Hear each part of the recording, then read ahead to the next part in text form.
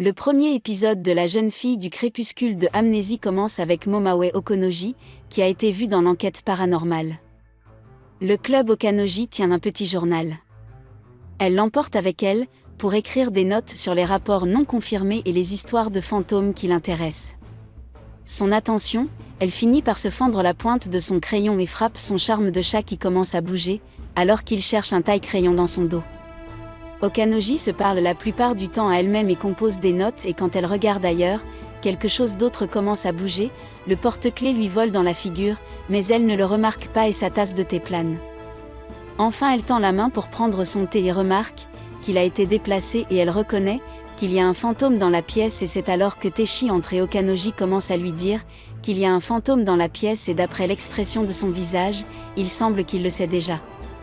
Taishi a essayé d'apaiser Okanoji, mais quelque chose a été interféré dans certains cas, on peut entendre Teishi parler à quelqu'un d'autre qu'Okanoji.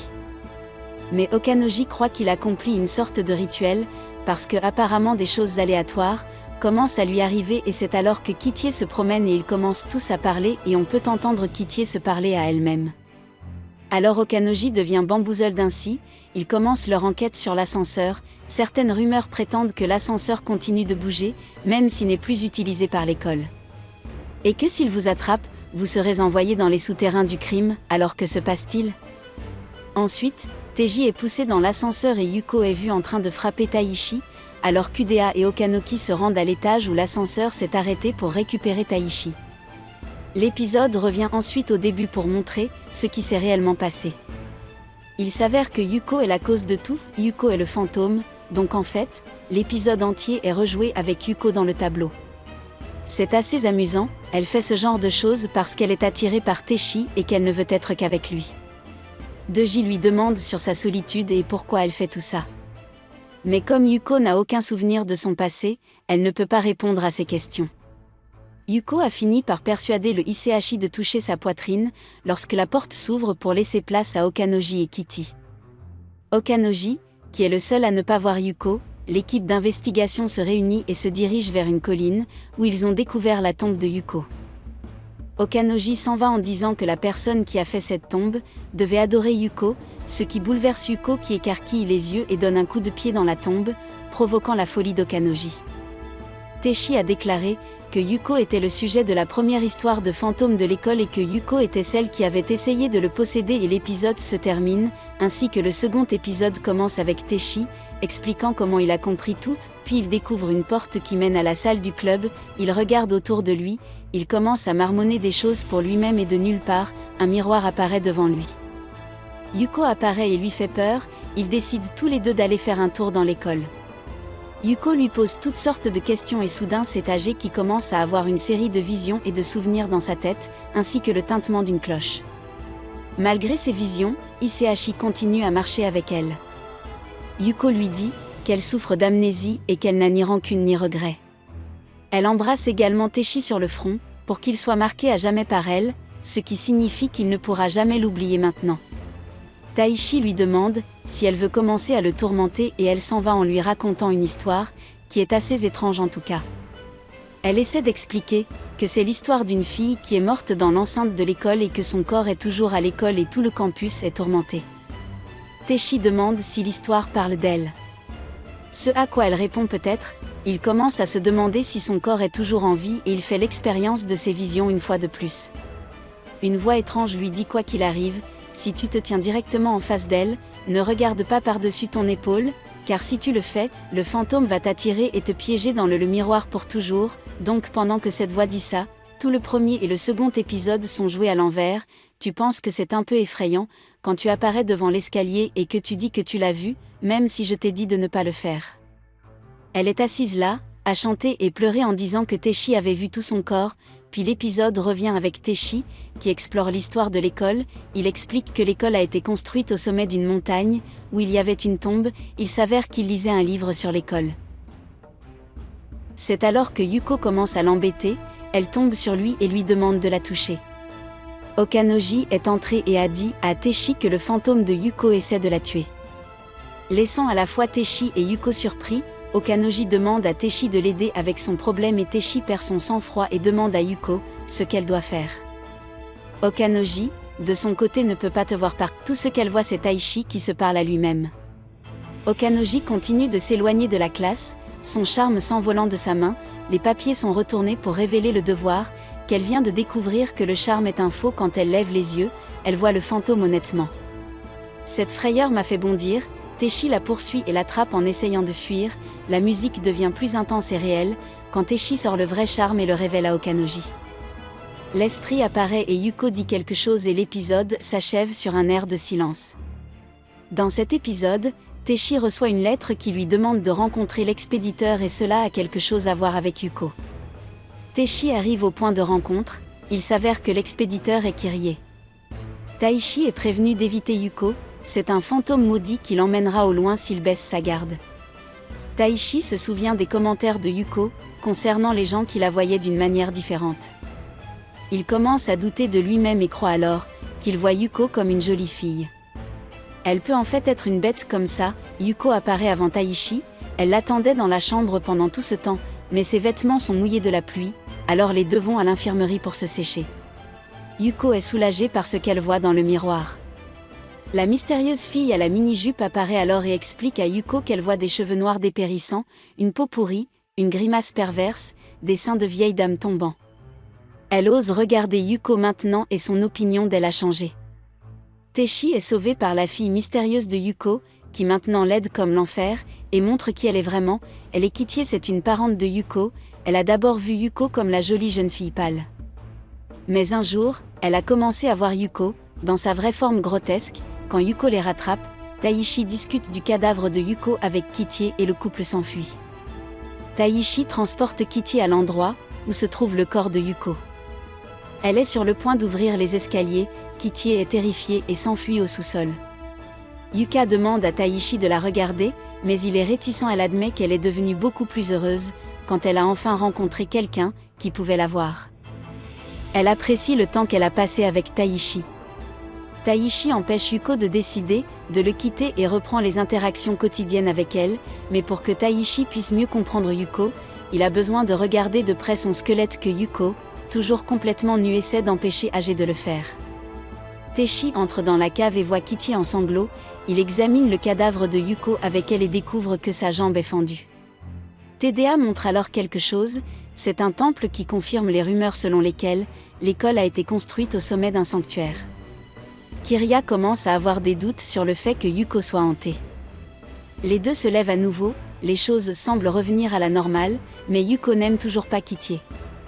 Momawe retourne dans la salle du club, quelque temps après que les événements soient passés pour partager ses découvertes sur l'histoire de Yuko. Il s'avère que l'école a été maudite, parce qu'elle a été construite sur un sanctuaire, donc le problème n'était pas une fille malheureuse, mais une école maudite, ce qui change complètement tout. Kitie apparaît et fait part de son intention, de rejoindre leur équipe de la manière la plus scandaleuse qui soit. Dans le 4e épisode, on voit que le club d'enquête paranormale est au camp d'entraînement d'été, Yuko semble observer tout le monde de loin. Lorsque les enfants s'installent, Momo découvre un vieux journal et commence à le lire. Le journal contient quelques histoires frappantes sur le garde, qui avait l'habitude d'entendre des bruits de coups. Les choses commencent à devenir sérieuses au club, Momo ne voulait pas quitter la zone, elle voulait rester derrière pour pouvoir entendre les bruits de coups. Quand Sage et Kitty partent en exploration, KDA révèle qu'elle a organisé cette nuit d'entraînement, pour découvrir le fantôme qu'elle pensait être Go. Hiko se rapproche d'Isehashi et se met en colère contre lui, pour l'avoir abandonné pendant l'été. Taichi touche la main de Yuko, retourne dans la chambre, il découvre qu'elle est fermée à clé. Yuko sur la porte, un bruit de trébuchement vient de l'intérieur, Kitty et Taichi courent pour entrer par la fenêtre de derrière, mais ils découvrent Momo essayant de s'échapper de la pièce. Momo pensait que c'était un mystérieux fantôme, qui frappait, alors elle a décidé de s'enfuir et quand tout le monde essayait de dormir, Yuko et Taichi se faufilent dehors et Kitty les remarque. Yuko veut qu'Isehashi l'assiste dans sa recherche de la pierre maudite. Selon la légende, il y a une pierre dans la tour de la vieille école qui, si votre nom est écrit dessus, vous serez condamné à mourir et il semble qu'il l'ait découvert, l'entité pure horreur, il découvre son propre nom, mais Yuko lui avoue que c'était une blague. Au même moment, Yuko décrit comment les malédictions sont juste des choses quotidiennes, qui sont exagérées parce que les gens en ont peur d'elles.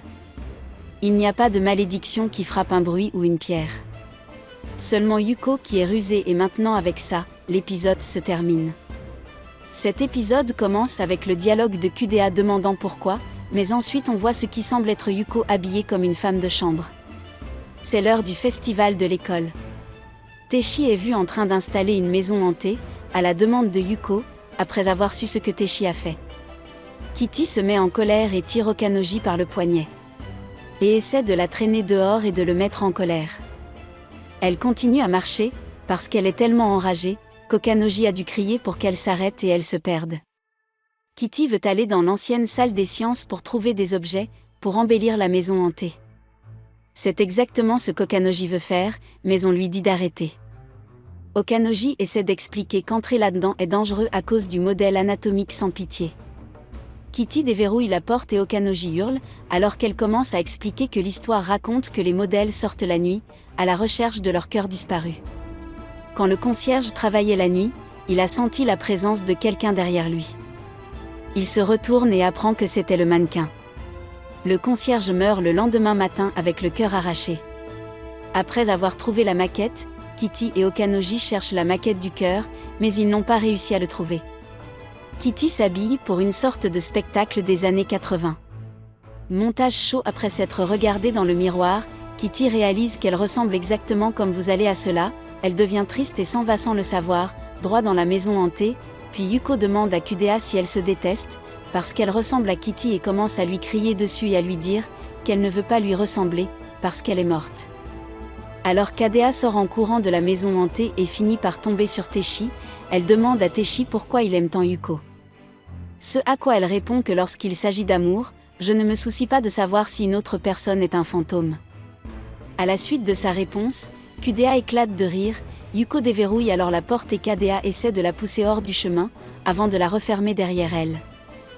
Une certaine Kitian se dit que ce qu'elle a vu dans la pièce n'était pas vraiment Yuko, mais plutôt ce dont elle avait peur, c'était la moitié d'elle-même, qui était incapable de s'aimer dans le 6e épisode. Le club des enquêteurs paranormaux apprend d'une rumeur à propos d'Akihito, bête masquée et couverte de sang, qui assassine tous ceux qui restent tard à l'école, comme pénitence. Alors que le carnaval de l'école se poursuit, quand Akaido est découvert pendant le festival, la rumeur devient vraie, les élèves superstitieux sont enragés, après qu'une élève nommée Yuko Kirishima se plaint d'avoir été attaquée par Akahiro. Teishi, de son côté découvre que Kirishima est à l'origine de cette histoire. Car elle veut éradiquer les histoires de fantômes, car les élèves l'intimident parce qu'elle a le même nom que la faucheuse Yuko. Kirishima dit à ses amis de la famille que la seule façon pour elle d'empêcher Akihito d'essayer de les tuer est de sacrifier Yuko le fantôme, mais ils sont névrosés et hystériques, ils choisissent de croire qu'elle et Yuko sont la même chose. Personne que le club a servi aux étudiants puritains, en faisant en sorte que Yuko se camoufle en tant qu'Akahito qui chasse les étudiants, pour avoir offert le mauvais sacrifice. Kirishima a tendance à partir, mais pas avant de s'excuser auprès de Yuko pour son épreuve. Pendant ce temps, Momo et Kirie quittent le clocher, après avoir effrayé les élèves superstitieux, jusqu'à ce que Kitty soit confronté au fantôme de l'ombre. L'épisode se termine après que Teishi observe Yuko agir étrangement, alors qu'elle continue involontairement de s'énerver à chaque fois qu'il passe un peu de temps avec Momo. Il en parle à Kudea et elle lui dit qu'elle a encore vu le fantôme, ce qui l'amène à croire que le fantôme de l'ombre est la moitié obscure de l'esprit littéral de Yuko. Peu après Taishi, Yuko et Kirie sont approchés par le fantôme de l'ombre, qui leur révèle qu'elle est l'incarnation de la haine de Yuko et les souvenirs douloureux qu'elle souhaitait oublier en niant la vérité. Yuko s'enfuit vers la pierre de malédiction où Teishi finit par la trouver. Il est précisé que Yuko a été offerte en sacrifice vivant, pour arrêter la peste après qu'il ait été révélé qu'il s'agissait d'une pierre commémorative consacrée uniquement aux habitants de la ville, qui sont morts dans une peste il y a 60 ans. Le fantôme de l'ombre réapparaît pour la 2e fois, révélant que Yuko a été sacrifiée contre sa volonté. Yuko traîne avec Teishi le lendemain, mais elle est beaucoup plus silencieuse à l'horreur de Yuko. Le fantôme de l'ombre l'acquiert et pousse Teishi dans une cage d'escalier.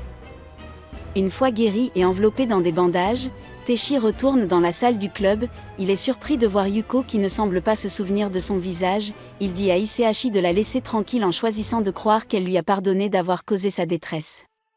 Kitty arrive à la conclusion que chaque fois que Yuko a un souvenir traumatisant, il est retiré de son esprit et est projeté dans son ombre, incapable de remarquer que Yuko ne le reconnaît pas. Il passe tellement de temps avec Momoa qu'il ne peut plus voir Yuko. Kitie le confronte en lui demandant s'il va simplement oublier Yuko, alors qu'elle est étrangement repoussée loin de lui.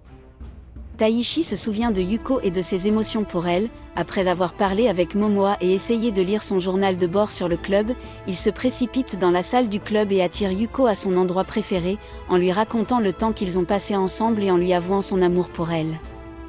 Yuko se rappelle enfin qui est Taichi et exprime ses sentiments. Pour lui, lorsque le fantôme de l'ombre apparaît dans la salle du club, TDA découvre une vieille photo de Yuko et réalise que c'est lui qui l'a repoussée auparavant, dans un tournant inattendu. Le fantôme de l'ombre demande à Kitie ce qu'elle est. L'épisode se termine sur cette question. Le fantôme atteint Kitie, mais il est chassé par Momoa, qui arrive juste à temps. Et leur raconte son interaction avec Yuko et Taichi, mais à leur grande surprise, Yuko dit qu'elle n'a jamais rencontré son ombre. Et n'est pas au courant des énigmes de l'école, il remarque rapidement que Yuko a préférentiellement repoussé ses mauvais souvenirs dans son ombre. Après avoir remarqué qu'elle est devenue plus obstinée et honteuse qu'avant, Yuko est bouleversée et se sent seule sans Taichi. Alors que le club rentre chez lui et elle a un bref flashback de son passé, le fantôme de l'ombre apparaît devant Yuko qui ne l'aime pas, pour lui avoir inculqué leurs mauvais souvenirs en elle et étant jaloux que Taichi l'aime. Taichi sauve Yuko du fantôme de l'ombre qui tentait de la faire se souvenir de son histoire. Il tente de fuir l'école, mais Yuko est incapable de quitter les locaux. Taichi essaie de pousser Yuko de son ombre, lorsqu'elle essaie de l'attraper, mais la conséquence directe est qu'il tombe inconscient. Taichi se réveille pour voir le passé de Yuko à travers son corps. Taichi voyage dans le temps jusqu'à la vie de Yuko, où elle vivait avec sa sœur Yukariko, la grand-mère de GDA. Malgré le fait qu'une peste massacrait les habitants de la ville, Yuka s'est occupée d'Asa, une belle fille dont la famille avait été tuée par la malédiction, croyant que tout irait mieux.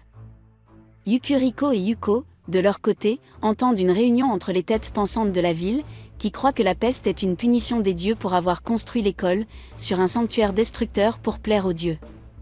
Les anciens ont l'intention de livrer un jeune enfant et de dissimuler le fait que l'enfant a été victime de la peste, alors Yukioto et Yuko amènent Aesa chez eux par souci de sa sécurité. Mais Aesa est enlevée pendant que les sœurs se baignent et Yuka se précipite à l'école, pour sauver son Aesa qui était obligée de jouer le rôle d'Akahiro pour choisir. Un sacrifice choisit involontairement Yuko. Les anciens enragés voient Yuko et la jettent dans le sanctuaire enterré, scellant l'entrée. Yuko meurt paisiblement, alors qu'elle saigne d'une jambe fracturée et ses appels au secours sont restés sans réponse, sans vouloir blâmer qui que ce soit pour son destin et soulager qu'Aesa et Yukariko soient sains et saufs, ce qui a pour conséquence la naissance de l'ombre de Yuko, qui la méprise parce qu'elle n'essaie pas d'accuser personne, y compris les anciens, pour sa mort et devient un fantôme avec elle. Taichi se réveille de son fantasme du passé de Yuko, pour découvrir que très peu de temps a réussi à s'écouler dans le présent.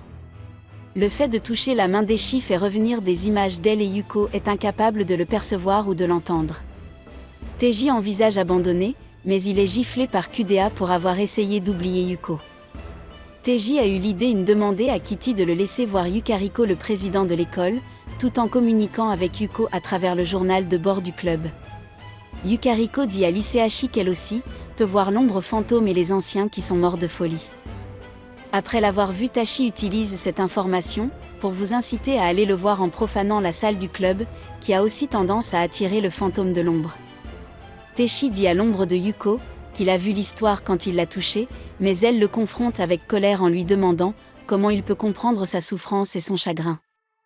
Taichi admet qu'en regardant ce qui lui est arrivé et qu'il n'a pas pu intervenir l'a beaucoup blessé, mais il reconnaît la jeune fille fantôme, parce qu'il s'agit de la même fille qu'il adore. Les deux personnages rationalisent et fusionnent en acceptant leurs souvenirs positifs et négatifs. Plus tard, Taichi révèle qu'Aesa est sa grand-mère, d'après ce que Yuko lui a dit avec joie que son sacrifice n'était pas désespéré car il lui a permis de le rencontrer.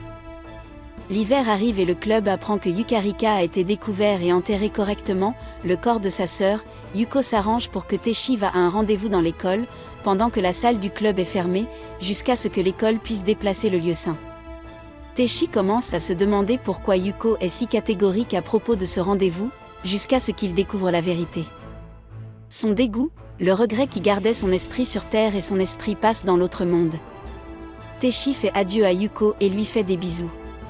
Alors qu'ils passent leurs derniers moments ensemble dans la salle du club. La nouvelle année scolaire commence au début de l'été, le club apprend que le bâtiment historique de l'école ne sera pas démoli. Teishi entre dans la salle du club où Yuko apparaît, à sa grande joie, alors que leur dernier baiser lui a fait regretter d'avoir dû le quitter et elle lui doit beaucoup. Dernier épisode, nous voyons que Kitty est épuisée par les pitreries de Yuko pour disperser d'autres histoires de fantômes parmi les étudiants la confrontent avec une séquence d'une série de jeux dans lesquels si Yuko échoue, elle doit commencer à se comporter. Yugo gagne la compétition à la grande déception de Kitty, Mamawe affiche une vieille lettre qu'elle a découverte et qui contient des histoires de fantômes qui datent d'avant l'engagement de Kitty dans le club d'enquête paranormale de l'école. Le club décide d'examiner les histoires une par une, ce qui donne lieu à des moments amusants et de brèves secondes embarrassantes pour tout le monde. Le club découvre que la lettre a été écrite, avec une encre qui disparaît. Le club d'enquête paranormale, après avoir essayé d'enquêter sur l'histoire de la baignoire hantée, Momawe reconnaît alors que le club original d'enquête paranormale a écrit les histoires pour s'amuser avant de devenir le 3e club de journalisme. Teishi et les dames décident de porter des yukatas et de faire un feu d'artifice sur les toits de l'école. Ce soir-là, elles ont réalisé qu'elles étaient comme leurs prédécesseurs et c'est la fin de la vidéo.